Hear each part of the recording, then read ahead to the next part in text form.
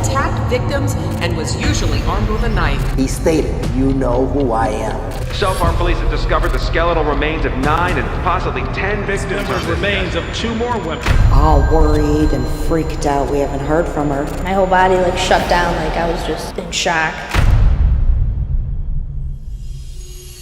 Usually, even the darkest, grimmest cases have some sort of resolution, as the killer is caught and answers are brought to the victims and their families. But sometimes, justice is never served. On the dusty hills of New Mexico, a killer took the lives of several young women, and the police didn't bat an eyelid at the desperate families when they declared them missing. The reason why is even more tragic. In New York, a horrible psychopath lured over a dozen victims to his home through the internet. The bodies would pile up like anyone's worst nightmares, and the media frenzy pushed the killer even further away from the police. And in Sao Paulo, Brazil, a serial killer targeted young gay men. Was this a dark ex-cop with a horrific history? Or were the police oh so very wrong? Watch on to learn about serial killers who might even be killing today.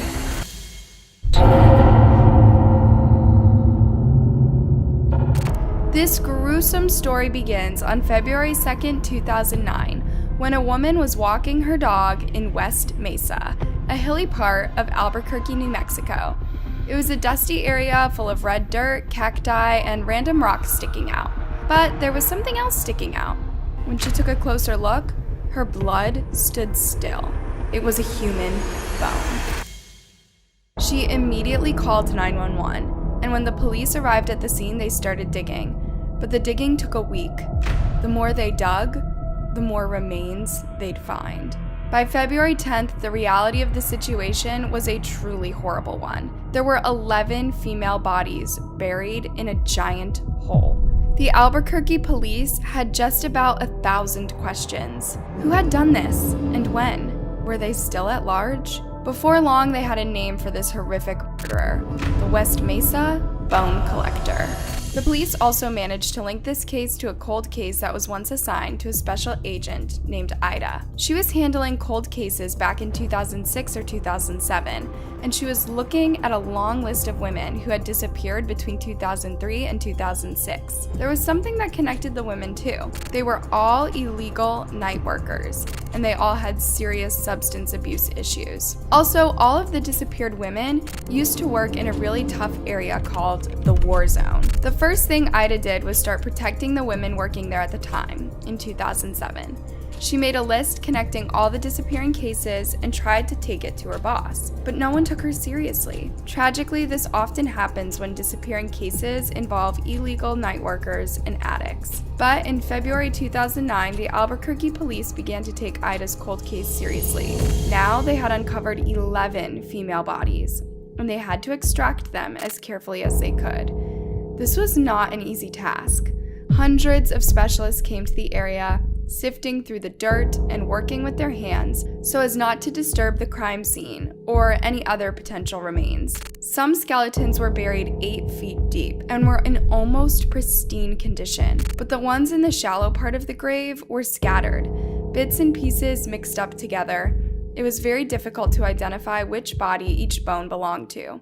And imagine how gruesome that process was for the specialists involved. Finally, the skeletons reached the lab, and the examiners began identifying the bodies. The first one to be identified through dental records was 26-year-old Victoria Chavez. She had been reporting missing in March 2005, but according to her family, she had been missing for almost a year before they actually rang the police. Just like the other women on Ida's list, Victoria was a night worker, and she had problems with illegal substances. In 2004, she was on probation. By February 18th, 6 women had been identified. At this point, the FBI were also involved.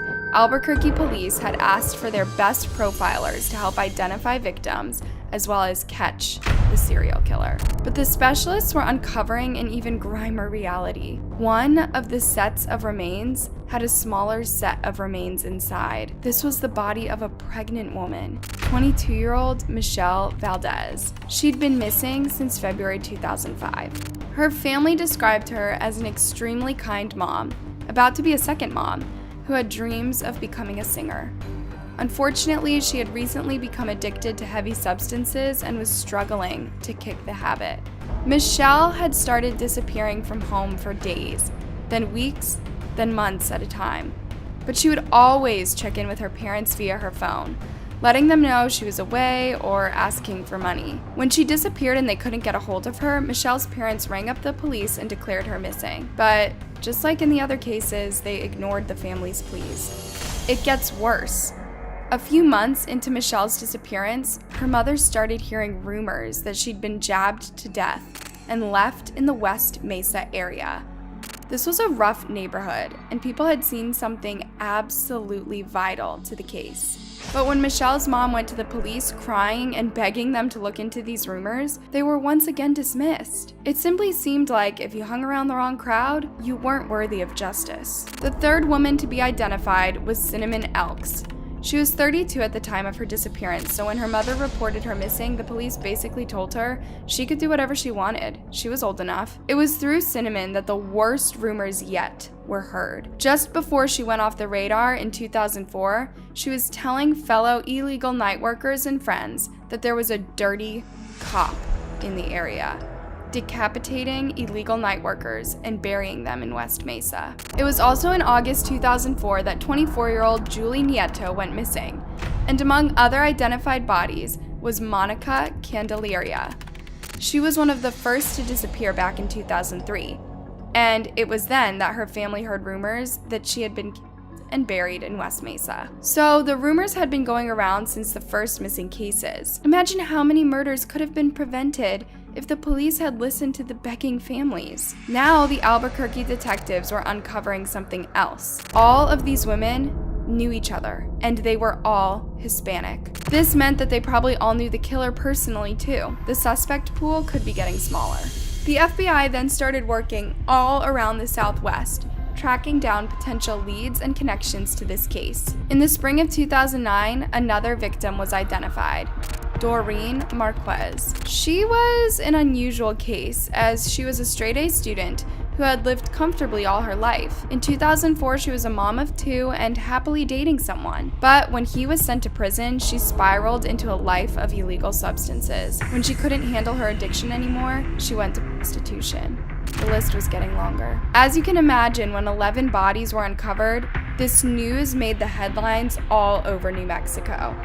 Albuquerque police appeared on TV and promised justice for the victims and their families. But the police seemed at a loss about many things. First of all, they couldn't figure out the cause of death for any of the bodies. They had been decomposed for years, and the New Mexico forensics team wasn't sure how to find the cause of death in this case. They even sent the remains to a bigger lab in Texas, but they weren't sure either.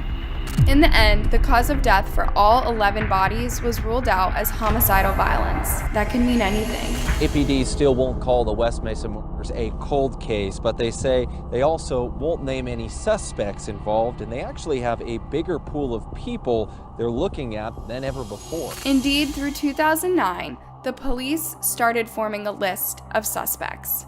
One of them was Lorenzo Montoya. He'd been arrested in 1999 for attempting to strangle an illegal night worker to death, and in 2003 to 2006, he lived awfully close to the large burial site in West Mesa. But here was the catch. Montoya had been in 2006 by the boyfriend of an illegal night worker he'd attacked. His death made him a prime suspect. Remember, in 2006, the murders had stopped. However, this wasn't the end of their suspect list. A second prime suspect was Joseph Blea.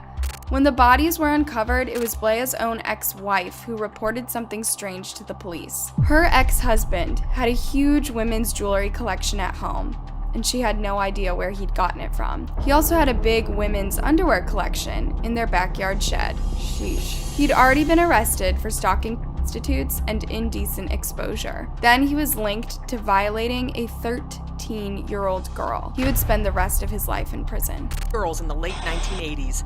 Investigators say Blea wore a ski mask when he attacked victims and was usually armed with a knife. Blea is also a suspect in a very large case that's gained national attention. As we've learned and reported last year, Blea is a suspect in the West Mesa murders. There was a third suspect, Scott Kimball. He was a notorious criminal who was released by the FBI in 2002 so that he could act as an informant, but he went on a killing spree instead. So there's never a time that you say, okay, I won against Scott Kimball. It's going to be an ongoing investigation with him probably for the rest of my career. He killed at least 4 people between 2002 and 2005 until his arrest and life in prison sentence. And in 2010, a private detective called George Walker received the creepiest phone call. He stated, "You know who I am." And I said, bingo. You know who I am. I know Nina. I know who killed her. I know who did it. And I know why. Okay, bye. But as frustrating as it is, this phone call could not be tracked, and it proved to be a dead end. It could have been a prank call, someone wanting to steal the spotlight for a few seconds, or it could have been something much darker. To this day, over a decade from the discovery of the burial sites, the police are far away from tracking down the killer. In fact, there could even be more bodies out there. Between 2001 and 2006, 16 cases of disappearing illegal night workers were reported. Only 11 bodies were found. Knew that one day they could be digging again for more of the victims. The similarities are pretty close, so I think any person putting this together would say, yeah, there has to be something more out there. Is the killer still at large? Did he die? Or did he move somewhere else? Still dodging the law and taking innocent lives?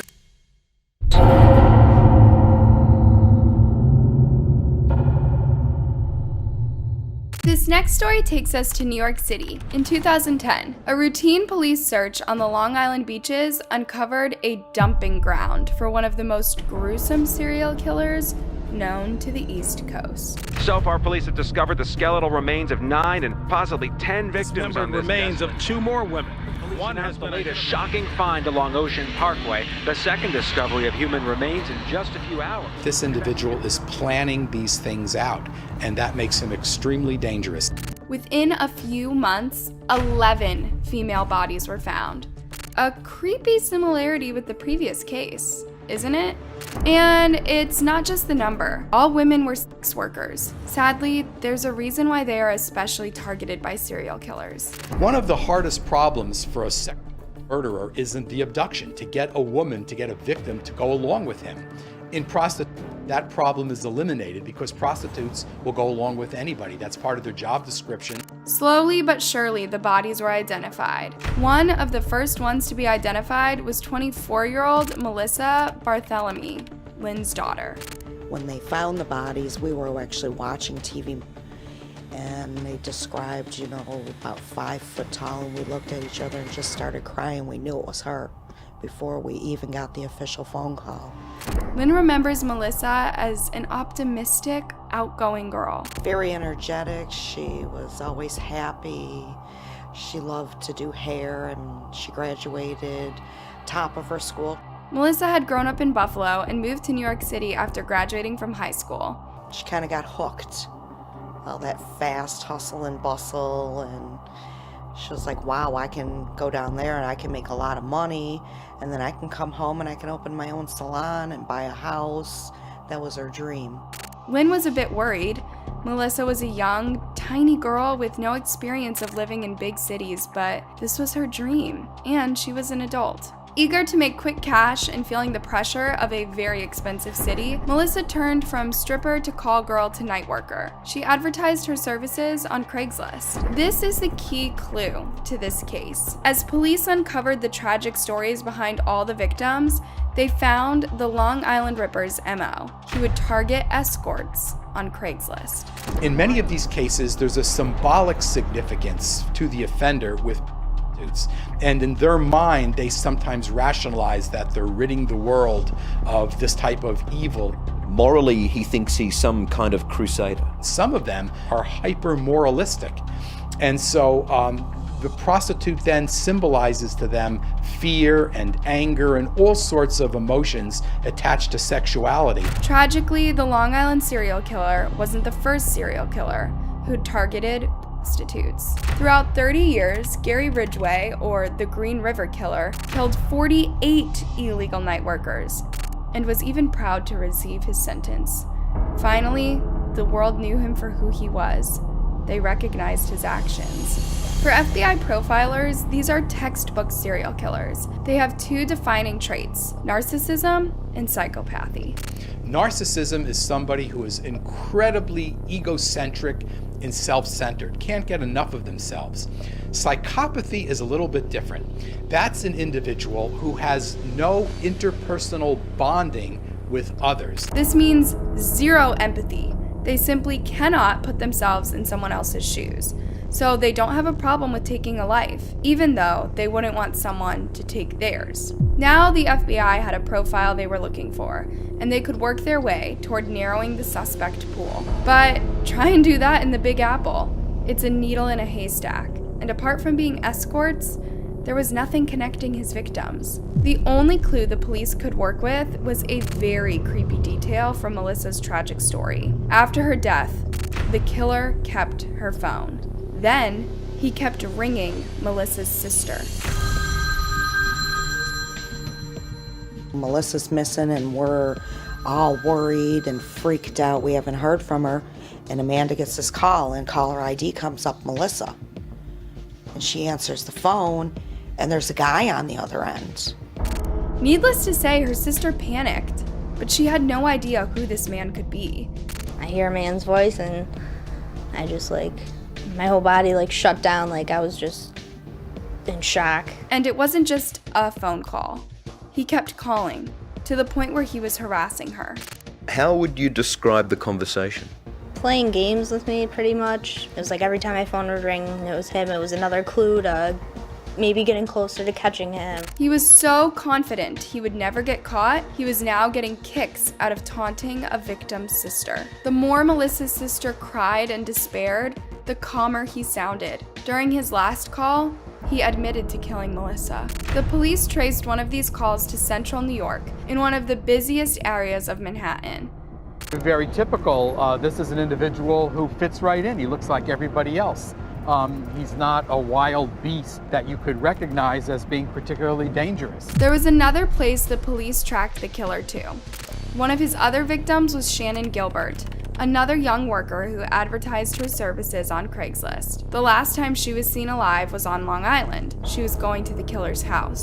That evening, she made a call to 911, her voice shivering. But the call was made 1 minute too late.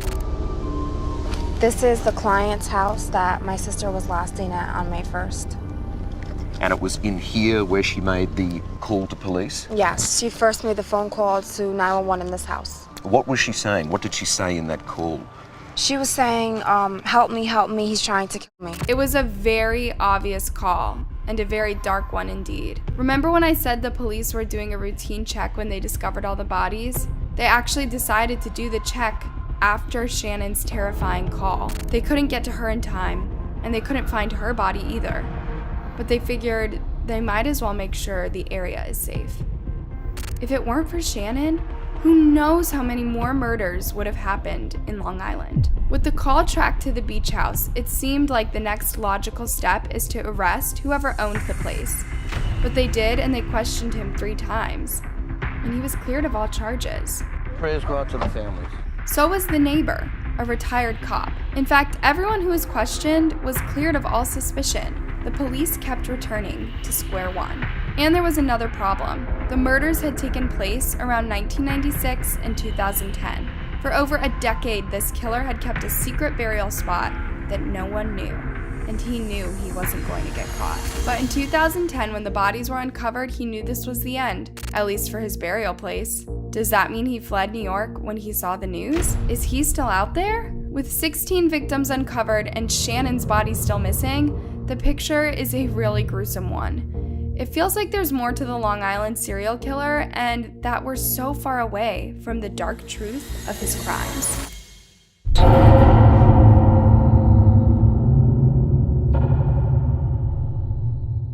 Our very last story takes place in Sao Paulo, Brazil. Between February 2007 and August 2008, the police uncovered 13 brutal murders in the area of Carapicuíba. This is a bustling area of nearly 500,000 people, known for parties and a love for freedom. All the murders had taken place around a park known for illegal night workers and discreet hookups. But there was another catch. The victims were all men, between 20 and 40 years old, and they were all gay. This is why the mysterious killer got nicknamed the Rainbow Maniac by the media.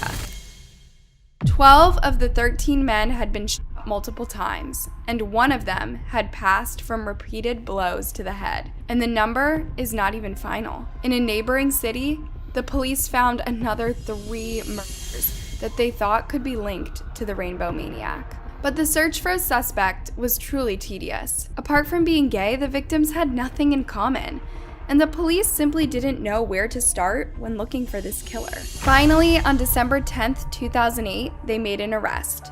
Former police sergeant Gairo Franco. A witness had come forward saying he'd seen Franco fatally shoot one of the 13 men. After the first witness came others. Some said they had seen Franco in the area known for gay prostitution. However, after hours of questioning and months of investigation, the police concluded there was nothing that could officially link Franco to the murders. In August 2011, Franco was declared not guilty and freed from prison. The mystery remains. Was Franco the murderer? And is he walking free right now because of a breach in the law? Perhaps even corruption, as he was once a sergeant. Or were the police all wrong, and the killer was never even caught? It's a dark and worrying thought that there are so many disturbed individuals out there, including serial killers, who are hiding in plain sight. Hey, thanks for watching. Remember to give this video a thumbs up and subscribe to our channel for more blood-chilling true crime stories. Till next time, and you stay safe. I handle extraterrestrial objects at NASA.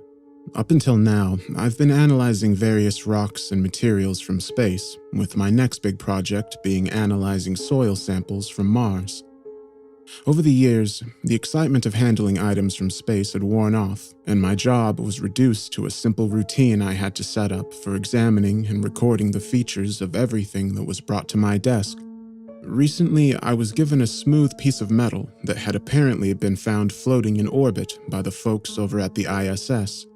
When I first examined this hunk of metal, I was intrigued by its seemingly man-made shape, like it was deliberately created by someone and launched into space. It was no bigger than a small, sleek laptop charging brick and had smooth, rounded corners like pebbles in a river. It was an interesting find, and I was a little excited to examine this object.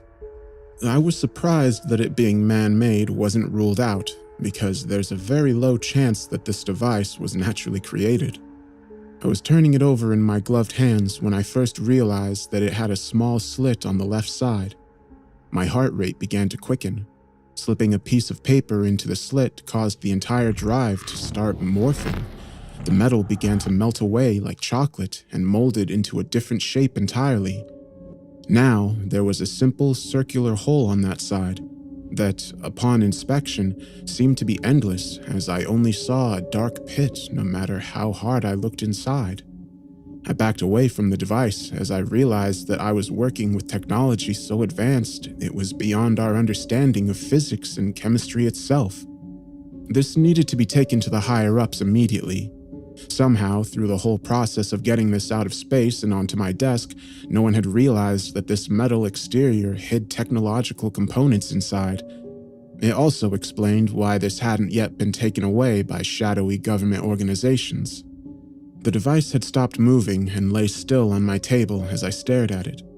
On one hand, I knew this was well beyond what I could deal with. On the other, a strange curiosity urged me to investigate it just a little further. Perhaps I could find out what it did. It took me hours to get beyond that development.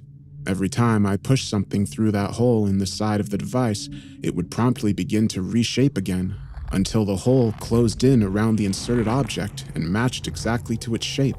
It would then whir for a few moments, seeming like it was examining the object, and then spit it out completely, with the metal reshaping into the same original slit. I was getting more and more worried as time ticked. My face felt hot and my hands clammy. I was about to call my boss to hand this over to the higher-ups before I got in trouble when I got a crazy idea. After pushing everything from pens to metal rods into the hole, I decided to put in a simple USB-A connected cable into the hole. It was a random idea, possibly inspired by the fact that the last thing I had in my drawer was that cable, and it was the only thing I hadn't put into the device.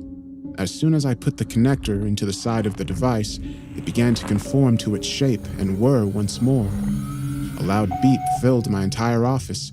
The machine didn't reject the cable and instead kept it inside. My heart began to beat in anticipation as I plugged the cable into my personal laptop. I jumped when the laptop identified the device as a hard drive. It was simply named GSA Drive. I opened the drive, and inside I found one file in a folder. The file was a simple PNG image which depicted the logo of GSA, and under it revealed what the acronym stood for: Global Space Agency. I didn't have time to ponder over the existence of this organization, and instead backed out of the image to click into the other folder, fueled by curiosity. It took me a moment to register the size of that folder. The entire folder was 6,000 petabytes. I quickly called my boss and explained what I had found. He didn't seem to buy it, but promised he'd come as soon as possible and take the device off me. Somehow the fact that I was about to lose this device made me want to dig in just a little further before I gave it back. I knew I was digging my grave, but an urge to know what was inside had overtaken me. I clicked back and quickly checked the hard drive's capacity. 10,000 petabytes. My stomach twisted into knots as I realized that this small hard drive had a capacity more than the modern internet. Only curiosity lured me in and enticed me. My want to explore this drive overtook the growing fear and anxiety that was building up in the back of my mind. I should have handed the drive to the higher-ups and let them deal with it. Much of the folders inside the main folder contained thousands and thousands of files that were all unrecognizable file types. My computer was unable to open or process any of them, and as far as I knew, these file formats did not exist. I found more images of various devices, vehicles, and weapons that seemed impossible to build and defied the laws of matter. However, I didn't have to look far to find a folder titled Hear Me. Inside, I found an audio file that details a disturbing and horrific notion. It explains the existence of the drive and why it's here. I'll play the audio for you so you can hear it yourself. File name: Message from 2299. I don't know who you are or which timeline you exist in. I don't know what date it is for you, and I don't even know if you're a human. As you can see, this is a desperate attempt at making contact. The past needs to know of our mistakes so they can be avoided. Throughout time, humankind has learnt from history, but never from the future. This is, I guess, a learning opportunity to not go down the same path we went. During the year 2050, there was a second, you could call it an industrial revolution. I'm assuming you know of the Industrial Revolution since you have the technology to be hearing this message at all. This Industrial Revolution was a revolution of technology, a massive technological boom built up by the decades of innovation before it. It was a time in which different discoveries from the previous decade came together and allowed us to redefine our devices forever. Soon enough, self-driving cars were replaced by a network of teleportation hubs that broke you down to the very atoms and rebuilt you on the other side. Not to say there weren't accidents, but medicine had advanced to such a degree that death had become a concept of the past. Several thousands of people began to live as minds on humanoid robots in the first few years of this technology's development. Quantum computers were replaced by cybernetic chips. Our own buildings evolved into smart skyscrapers that extended to the brink of the atmosphere. We didn't even spare the oceans, as they soon filled up with skyscrapers and underwater cities. When humanity finished conquering the Earth and rid it of all its other life, They realized the mistakes they had made. Several countries began to destroy cities and build them underground instead to encourage a natural environment on the top. It wasn't climate change that killed life. No, that was realized ages ago. It was the rapid loss of habitat as the population extended beyond the Earth's holding capacity. The only animals and plants that were left were farming necessities that humanity needed. Unfortunately, they could not form a complete ecosystem, and so the environment continued to suffer and break with no solution in sight. So, humanity took to the stars. In a short span of 100 years, all of the planets in the solar system had been terraformed. From the hot desert of Mercury to the icy oceans of Jupiter's moons, people had found a way to live there. The populations continued to expand throughout those years, and somehow began to exceed the capacity of the entire galaxy. What many people didn't realize as they terraformed planet after planet is that they could not create life. They could not build the environment that they had destroyed back on Earth. I was one of the few self-proclaimed space explorers. Like the sea explorers back in the days Earth was Earth. Our job was to find more livable planets that could be terraformed quickly and efficiently.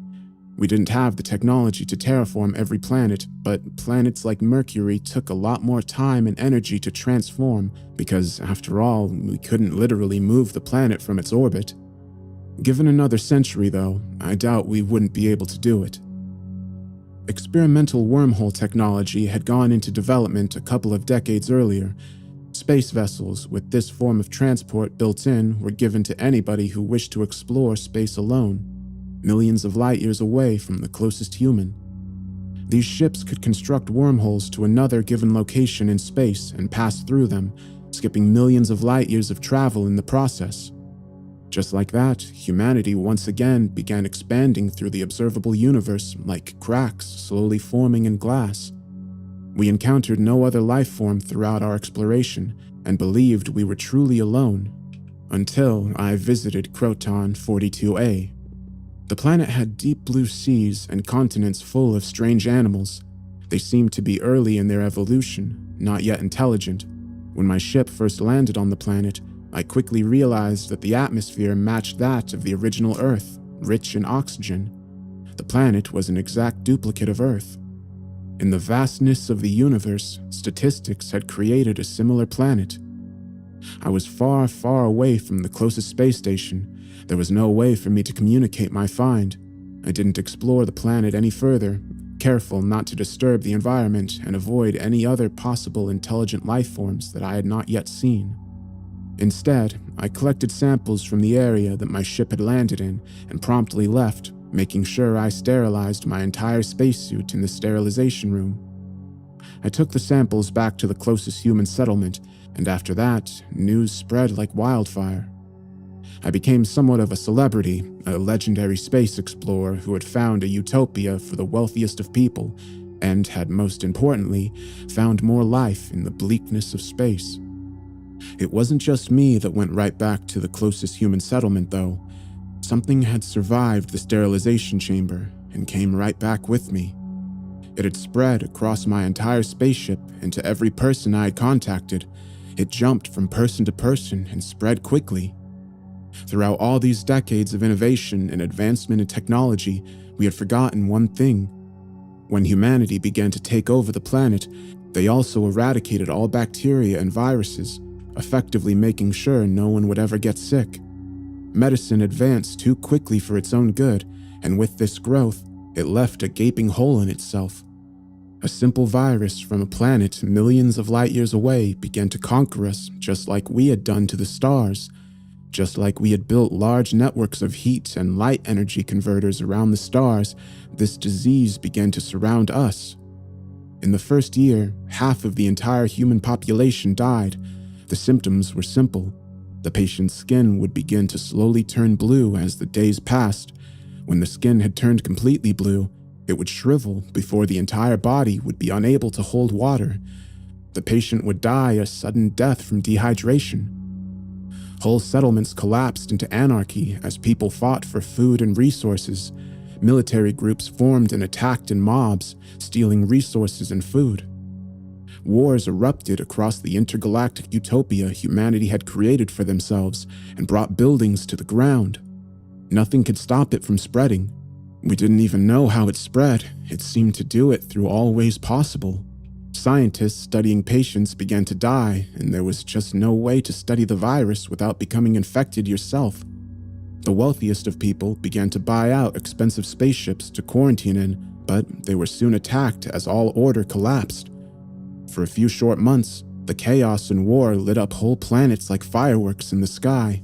With our advanced weaponry, humans became desperate, animalistic versions of themselves, scrounging for supplies and food while all carrying the virus and transmitting it everywhere. Throughout all of this, I remained alive. I didn't show a single symptom, and somehow the virus had just passed through me. I took my ship and moved away from major human settlements to protect myself, while still listening in to broadcasts and messages from everyone. I watched digitally as entire human settlements went empty and infrastructure began to decay. The population had shrunk until it was confined to just one planet, Earth, the only planet that had not recorded a case of this virus. A small government had protected the planet amongst all the intergalactic chaos.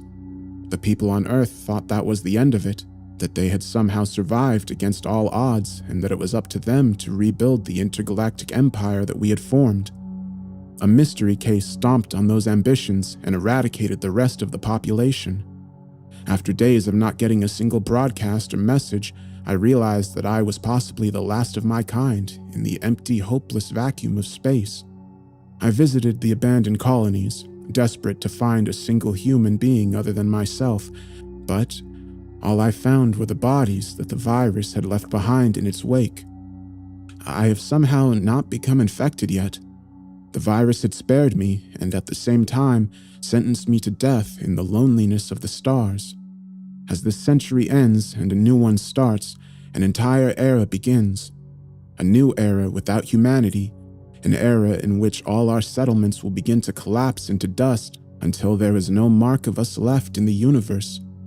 Sometimes I wonder, what if that's what had happened to all the other life? I returned to the planet that the virus had originated from and decided to spend the rest of my life there. Even after taking my spacesuit off and breathing in the sweet, fresh air, the virus won't infect me. I'm somehow the only one immune out of the trillions of people that succumb to this disease. Before I end my miserable existence, I've tasked my ship's AI to record and deliver this message on my ship's main hard drive.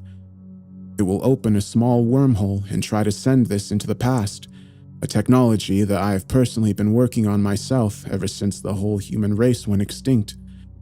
My ship's AI helped me greatly, and I was able to hopefully achieve what all of humanity hadn't yet: time travel. If you are hearing this message and the date is somewhere around the early 21st century, it means that my time-traveling wormhole succeeded and that I have long since died. Well, in your time, I don't even exist yet. Please, spread this message around as much as you can. Give it to everyone. Learn from our mistakes. Protect the planet. Take care of it. It is the only home we have in the deadly, inky black sea of stars. My eyes were brimmed with tears as I finished hearing the message. Deep down, I knew it was genuine. I told my boss I was joking with him and took the hard drive for myself. I'm sharing this message here before it's taken away and hidden. If it really is true, then it may be the only chance we have.